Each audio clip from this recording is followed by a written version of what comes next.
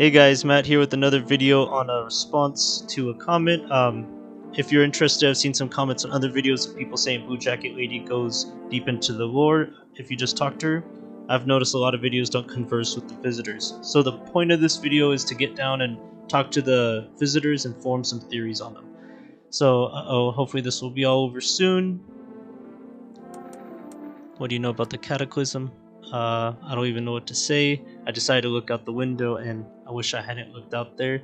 The sun just burned some kids. I don't want to die from the burning sun so badly. I'd rather die a quick painless death than die from the sun of agony. I don't want to be burned to death. It's only going to get worse, I know it, we're all going to die. I'm sorry, I'm very worried. Hopefully this will be over soon. How do you recognize a visitor? I wish I knew. I was so scared that the visitor could be anyone. The only things I heard on the radio was that their teeth are perfect, but do regular people not have good teeth? And then we come here to the Blue Jacket Lady. Can I find peace at your house? It doesn't matter anymore. You're asking if I'm a visitor. No, I'm not a visitor, but there's something I can ask you later. I'm not sure yet. You don't mind the heat. I've always feel cold. While some are burning up outside, I wrap myself in jackets and still feel cold. I'm scared to take off the clothes. What if it only brings more suffering? And what if I can't die from it? And then I let her in. The ceiling's a little low here, but I'll be just fine. And this is if we tell her that she can't come in. She sees gunpowder residue on her hands, and she asks if we can use the gun on her, and says, "Never mind, you need it for yourself." I wish there was some warmth. What do you know about the Cataclysm? Enough to make you think about the end of the world. I'm not happy about it, but I'm not sad about it either. I don't care what happens next. I wish there was some warmth again. How do you recognize a visitor? Mutated humans have absorbed the anger of 1,000 years. They are our reflection, our antipodes whom we would never want to see or know. But they are there, and now we have to put up with them somehow. What I thought was really interesting with her conversation is that she calls visitors anthropods, which is the opposite end of the sphere or spectrum of mankind, and they've been angry for thousands of years. So she's kind of revealing some of the lore that visitors have lived underground with humanity for quite some time now, and that they are angry by mankind. The sun happens to go to solar flare mode, and just, it's expanding with all this heat and creating the ideal environment for visitors. So maybe that's what they're just waiting for, was an increase in temperatures on the surface. And this could be like theorized in many different ways, that visitors could resemble some form of folklore. For example, the Among Us guy tries to deceive you and use greed to make money off of people seeking shelter.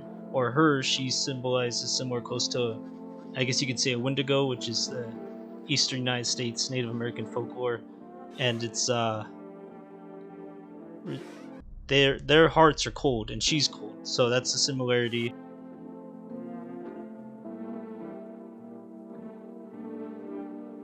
What's causing the Cataclysm?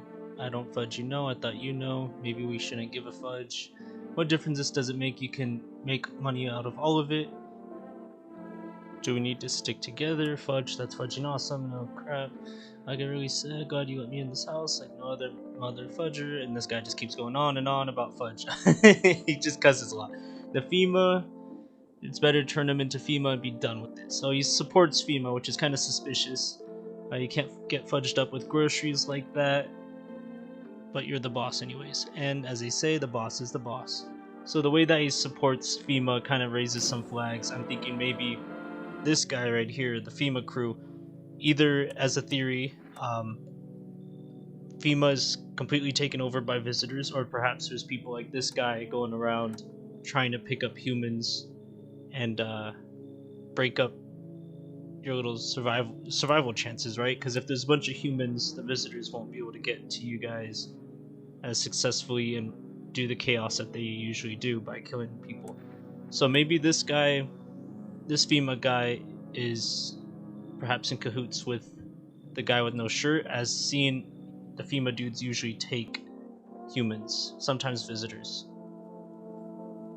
Do you have a question for me? What do you think about FEMA? They are bloodthirsty hunters determined to hunt us all. Don't be fooled by their appearances. They are wolves in sheep's clothing. At first, they just ask you questions pretending to fill out their damn reports, but the moment they smell the right kind of meat, they'll bite. And people, like naive sheep, accidentally follow them. Don't trust these vicious wolves.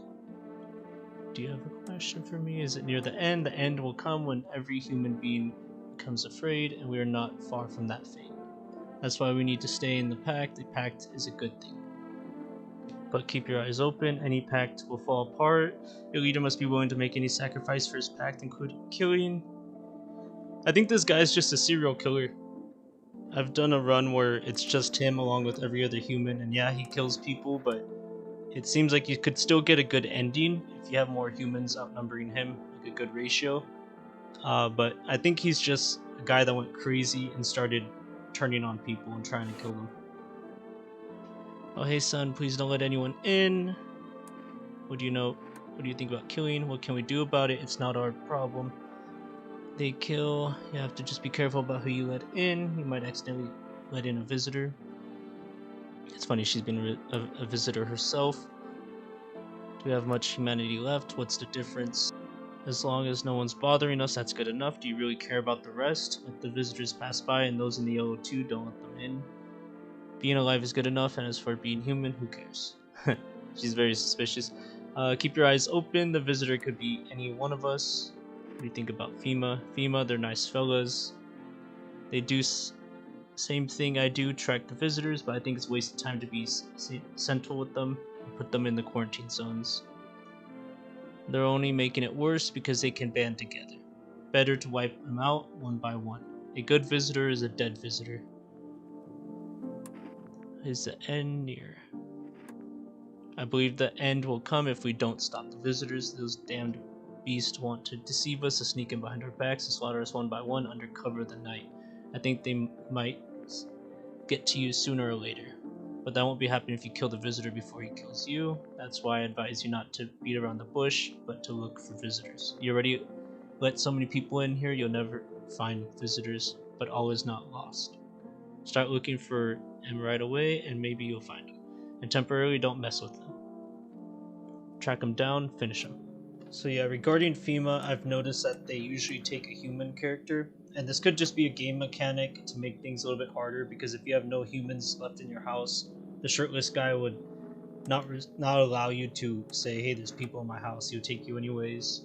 I've showed that ending in a separate video, but I think if the FEMA guy is other than a game mechanic, it could be that FEMA as a whole is still operational. However, this little branch could have fallen apart, and this could have been just a visitor disguised as FEMA taking people. I've seen a few times they take visitors, but it's usually just humans. As for the news reporter guy, I think he is human. I think he's just giving out accurate information, so that's why I'm saying if FEMA was to have visitors within them, there definitely is FEMA allowing broadcasts to allow people to communicate, or it could just be the other way around, using reverse psychology that's utilizing the news media to create paranoia amongst humans. Now for this guy, that's all you can see, his sagging skin. He's holding a soldier's head. I think, going away from folklore theories, it could just be aliens living underground and taking over people's skins and bodies. Regarding the blue jacket lady, tying in with some of the folklore, it was that Wendigos are taller, and when she walked in, she said the ceiling was low, but it could also be maybe trying to show a false emotion of anxiety. But if it ties in with Wendigo, it would be similar to how they are taller, the heart is cold, she's cold, and her making that little note about the ceiling could have been a giveaway. However, there's a lot of folklore that ties into this. Like I said, the Among Us guy is trying to capitalize off of people searching for houses to survive in, but I think that is just, obviously it's the deception upon the player character. We have no option to make money off of it in the game, but it's his intentions to make money, and I think really in reality some people might give in to that form of deception for greed, which connects with all sorts of things, connects with spiritual, religious, folklore. that some mysterious being will try to monetize and in your way deceive you into trying to profit off of other people's suffering. That is something to consider, and I'm looking forward to the full game to see what it would release. If any of you guys have any information or lore on this, please comment down below, and I hope you enjoyed the video. Thank you for your support.